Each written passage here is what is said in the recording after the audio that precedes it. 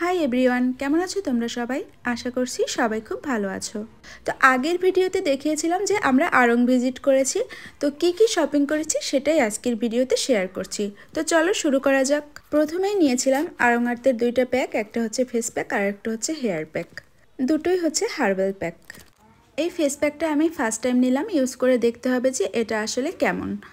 আর হচ্ছে হেয়ার প্যাকটা আমার খুবই পছন্দের একটা প্যাক। এটা আমি ইউজ করে খুব ভালো ফলাফল পেয়েছি, তোমরাও ইউজ করে দেখতে পারো।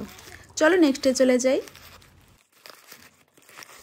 আর নিয়েছি এই কাপ পিরিচ সেটটা, যেটা আমার ভীষণ পছন্দ হয়েছে। আর বোন এটা আমাকে নিউ ইয়ার উপলক্ষে গিফট করেছে।